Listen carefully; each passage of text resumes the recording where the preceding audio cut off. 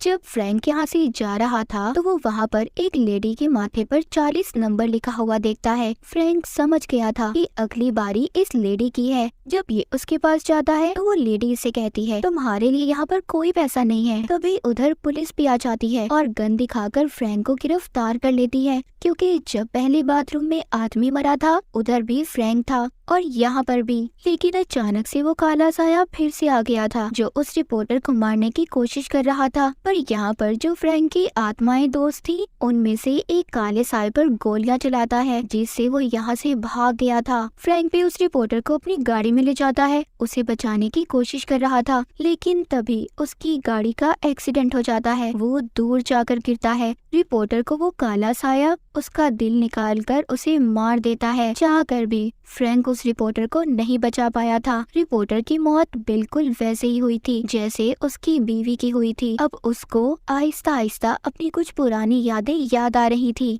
Reporter की आत्मा जब बाहर आती है तो फ्रैंक से कहती है, तुम्हें मुझे मारकर क्या मिला? तुमने अपनी बीवी को भी मार दिया था। ये सुनकर फ्रैंक थोड़ा सा परेशान हो गया था और खुद ही पुलिस स्टेशन चला जाता है जहाँ पर लूसी भी थी। पुलिस ने फ्रैंक को अब पकड़ लिया था। वहाँ पर FBI का एजेंट फ्रैंक से पूछताछ करता है। फ्रैंक उसको बताता है कि काला साया है जो सबको मार रहा है, पर वो फ्रैंक की बातों पर यकीन नहीं करता। उसको ऐसा लग रहा था कि फ्रैंक सबको खुद मारता है और अपनी तरफ से ये कहानी बना रहा है। उसको खुद भी याद नहीं कि उसने कितने लोगों को मार दिया। वो एजेंट उससे कहता है कि ये सिर्फ तुम्हारा भ्रम है, एक ख्याल है, ऐसा कुछ नहीं है। और जो आत्माएं तुम देखते हो वो सच नहीं है, वो सिर्फ तुम्हारे दिमाग का एक ख्याल है। अब फ्रैंक को भी एजेंट की बातों पर यकीन होने लगा था, क्योंकि जब आत्माएं जो उसकी दोस्त थी उसके पास आती हैं, फ्रैंक अब उन्हें नहीं देख पा रहा था। उसे अब ऐसा लगने लगा था जो भी एजेंट ने कहा सब सच है। वही दूसरी तरफ लूसी फ्रैंक के घर जाती है जहाँ पर वो रिकॉर्डेड मैसेज सुनती है जिसमें एक औरत बता रही थी कि मेरी बेटी पैट्रिशिया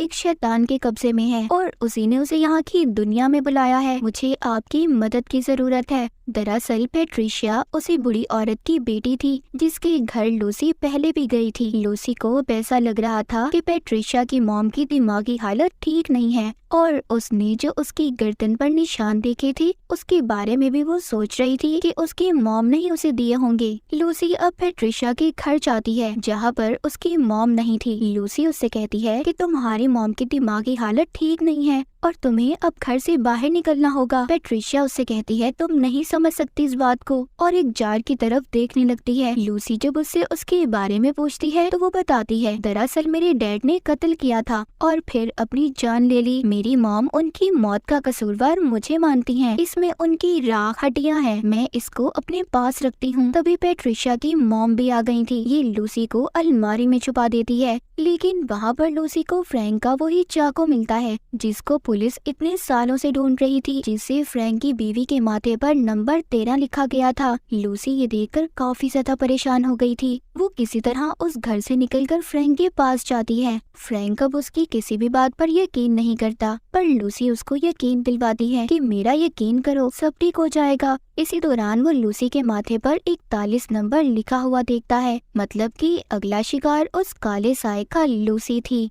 तभी वहाँ पर काला साया आ जाता है। फ्रैंक उसको पकड़ने की कोशिश कर रहा था पर वो उसको नहीं पकड़ पाता। जब वो साया लूसी के दिल में हाथ डालता है तभी वहाँ फ्रैंक के दोस्तों की आत्माएं आ जाती हैं और साए को धकेल कर अपने साथ ले जाती हैं। पर एक बार फिर वो काला साया लूसी पर हमला करता है, लेकिन किसी तरह अब लूसी और फ्रैंक जेल से निकल आए थे। फ्रैंक किसी भी तरह लूसी को बचाना चाहता था क्योंकि वो उससे प्यार भी करने लगा था। फ्रैंक खुद को मारना चाहता था ताकि उसकी आत्मा उसके जिस्म से अलग हो जाए और वो उस काले साए का मुकाबला कर सके, लेकिन इससे पहले गोली चलाकर वो अपनी जान लेता। लूसी उसको रोक लेती है और उसे कहती है एक और रास्ता भी है, क्योंकि लूसी डॉक्टर थी और वो बहुत कुछ जानती थी। वो फ्रैंक से कहती है हम हाइपोथेरेमिया का इस्तेमाल करेंगे। इसमें ऐसा होता है कि इंसान को एक ड्रग वाला इंजेक्शन लगाया जाता है जिससे कुछ देर के लिए इंसान की धड़कन रुक जाती है और इससे पहले तुम पूरी तरह से मर जाओ मैं तुम्हें बिजली के झटके दूंगी जिससे तुम वापस से जिंदा हो जाओगी। ये ऐसा ही करते हैं। ये अब इस काम को शुरू करते हैं, पर इसके लिए फ्रैंक के पास सिर्फ 20 मिनट होंगे। अगर हमें देर हो गई तो फ्रैंक तुम हमेशा के लिए मर जाओगे। अब ये सब करने के लिए फ्रैंक को एक कमरे में रखा जाता है जो काफी ठंडा था, क्योंकि इस काम के लिए इंसान के पूरे जिस्म को बर्फ में जमाया जाता है। तभी वहाँ पर FBI का एजेंट भी आ गया था जो नहीं चाहता था कि फ्रैंक उस कमरे से बाहर आए। तभी एजेंट आकर लूसी को अपने साथ ले जाता है। फ्रैंक की आत्मा भी बाहर आ चुकी थी। फ्रैंक की आत्मा जानती थी कि काला साया अभी भी लूसी के पीछे है, वो उनका पीछा करता है। फ्रैंक की आत्मा काले साए को पकड़ लिया था। यहाँ पर फ्रैंक को उस काले साए की सच्चाई पता चलती है। दरअसल वो काला साया एक आदमी की आत्मा थी जो एक डॉक्टर था जिसने कई साल पहले हॉस्पिटल में 11 लोगों को एक साथ मार दिया था, और वो ऐसा इसलिए कर रहा था क्योंकि वो दुनिया का सबसे बड़ा कातिल बनना चाहता था। इन सब कामों में उसका साथ किसी और ने नहीं बल्कि पैट्रिशिया ने दिया था, जो उस वक्त नर्स थी, मगर उसकी उम्र उस वक्त सिर्फ 15 साल थी, इसीलिए उसे उम्र कैद की सजा हो गई और उस डॉक्टर को सजाए मौत। अब जब फ्रैंक उस डॉक्टर की आत्मा को मारने की कोशिश कर रहा था तभी लूसी उस कमरे में पहुंच जाती है जहां पर फ्रैंक का जिस्म था। वो बिजली के झटके लगाकर उसे दोबारा से जिंदा कर देती है, पर फ्रैंक ने आने से पहले उस काले साए की चादर को उतार दिया था। अब वो किसी भी इंसान के जिस्म में हाथ डालकर उसका दिल नहीं निकाल सकता था। फ्रैंक बताता है कि डॉक्टर की आत्मा वापस आ गई है और सबको मार रही है, तुम्हें पैट्रिशिया को घर से बाहर निकालना होगा। लूसी अब ऐसा ही करती है, वो उसके घर जाती है और पैट्रिशिया को अपने साथ बाहर जाने का कहती है, पर उसकी मॉम ने मना कर दिया था। वो कहती है पैट्रिशिया कहीं पर भी नहीं जाएगी। लूसी उससे कहती है कि फ्रैंक का चाकू तुम्हारी अलमारी में क्या कर रहा था। तभी ये सुनकर पैट्रिशिया की मॉम अपने कमरे में जाती है और तभी पैट्रिशिया भी पीछे जाती है। थोड़ी देर बाद पैट्रिशिया वापस आ गई थी। कहती है मॉम मान गई है, मैं पुलिस के पास जाने के लिए तैयार हूँ। पर एकदम से पैट्रिशिया का बर्ताव बदल जाता है। वहाँ पर डॉक्टर की आत्मा आ गई थी। पैट्रिशिया उसको महसूस कर रही थी क्योंकि वो डॉक्टर से प्यार करती थी। डॉक्टर अब खुद तो लूसी को नहीं मार सकता था। वो पैट्रिशिया से कहता है तुम्हें लूसी को मारना होगा, हमें सबसे ज्यादा खून करने का रिकॉर्ड बनाना है। तभी पैट्रिशिया उससे कहती है मैं अपना कोट पहन कर आती हूँ। दरअसल वो चाकू लेने गई थी जो अब लूसी को मारना चाहती थी। तभी लूसी देखती है पैट्रिशिया ने अपनी मॉम को भी मार दिया था और उस पर हमला करने की कोशिश कर रही थी, लेकिन वहाँ पर अब फ्रैंक भी आ चुका था। पैट्रिशिया इन दोनों को बंदूक से मारने की कोशिश करती है। डॉक्टर की आत्मा एक तस्वीर में जाकर लूसी को मारने वाली थी, तभी फ्रैंक उस तस्वीर को तोड़ देता है।